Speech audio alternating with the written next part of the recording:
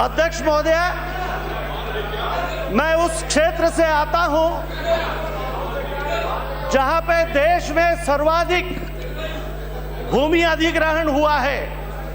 इंदिरा सागर बांध, जिसमें 280 गांव की जमीन और 280 गांव डूब में आए, सरकार ने वहां की जमीन अधिग्रहित की।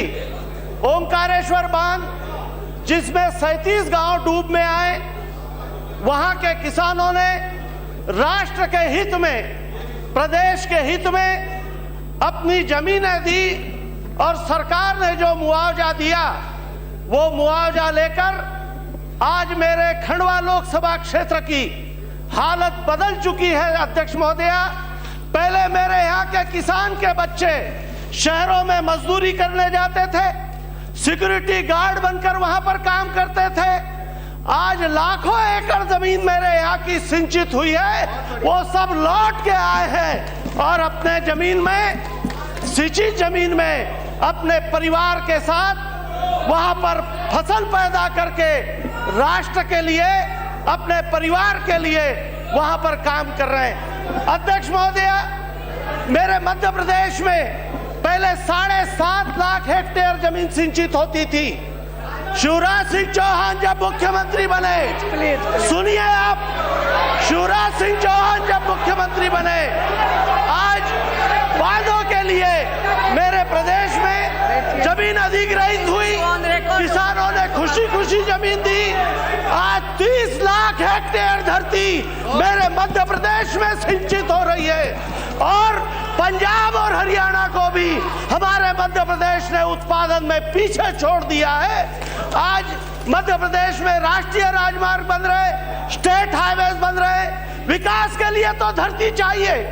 आज सूखी की धरती में एक किसान के सब बच्चे पल नहीं सकते और इसलिए वहां पे इरिगेटेड लैंड हो तो वहां पे सिंचाई योजना लानी होगी और सिंचाई योजना लानी है तो उसके लिए भूमि अधिग्रहण करना होगा, तभी जाके व्यापक देश हित में और हमारे समाज के हित में ये काम आगे बढ़ेंगे। अध्यक्ष महोदय, आज जिस तरीके से पॉपुलेशन बढ़ रही है, धरती को अब अपने सभी को पालने की क्षमता उसमें नहीं रही।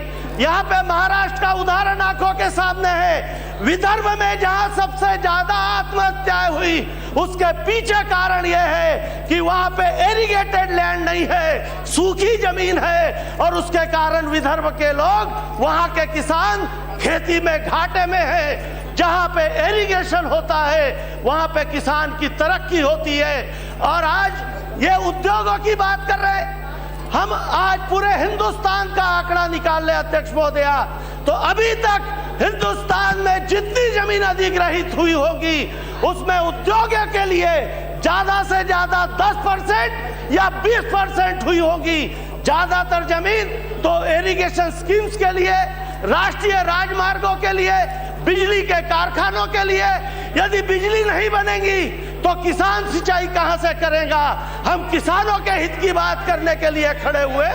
बगैर बिजली के किसानों की सिंचाई नहीं हो सकती, बगैर बांध के जमीन धरती सिंचित नहीं हो सकती।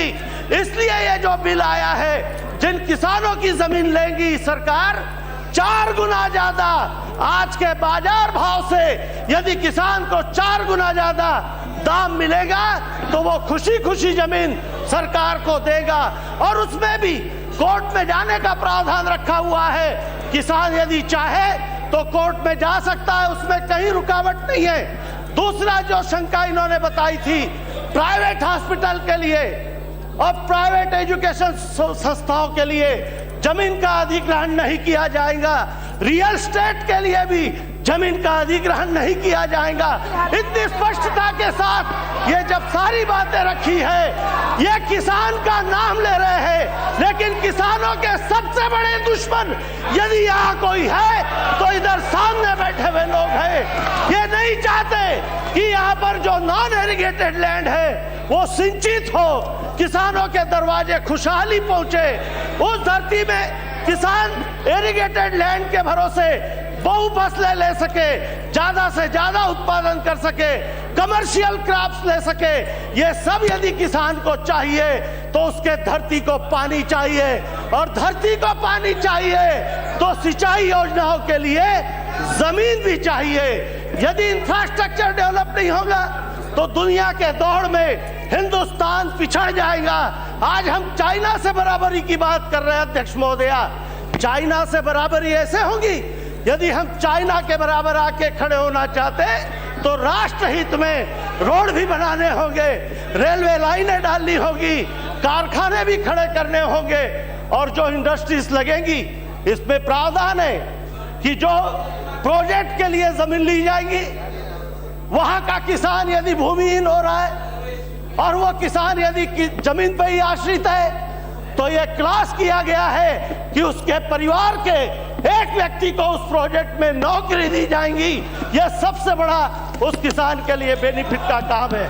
अध्यक्ष महोदया, आज यह जो बिल आया है ये राष्ट्र के विकास का बिल है, ये राष्ट्र का रोड मैप तय करने वाला बिल है। दुनिया तेजी के साथ आगे बढ़ रही है और हम यहाँ पर इस बिल को लेकर जो राजनीति कर रहे हैं, इससे किसका लाभ होगा और किसका नुकसान होगा? सबसे अधिक नुकसान होगा तो देश का नुकसान होगा, और जिन किसानों की बात ये कह रहे हैं उन किसानों का नुकसान होगा। अध्यक्ष महोदया, हमारे निमाड़ में आज जितनी वहां पे संपन्नता आई है, वो संपन्नता आने के पीछे जो जमीनें वहां पर किसानों की ली और उससे जो इरिगेशन स्कीम्स वहां पर बनी, मध्य प्रदेश में पहले 7.5 लाख हेक्टेयर जमीन सिंचित होती थी, आज 30 लाख हेक्टेयर जमीन सिंचित हो रही है, और कहीं से कहीं तक भी किसानों ने जमीन देने में विरोध नहीं किया। और आज इस तरीके से इस बिल को लेकर यहाँ पे जो राजनीति हो रही है, ये राष्ट्र के लिए, देश के लिए ठीक नहीं है। यहाँ आज हम सब जो बैठे हैं, ये देश को दुनिया की एक ताकत बनाने का जब हम संकल्प लेके बैठे हैं, दुनिया की एक शक्ति बनाने का संकल्प लेके बैठे हैं, तो इंफ्रास्ट्रक्चर के लिए, इरिगेशन के लिए, बिजली के लिए, रेल के लिए जमीन जरूरी है, और भरपूर पैसा देके सरकार जमीन लेने का बिल लाई है। मैं इस बिल का पुरजोर समर्थन करता हूं।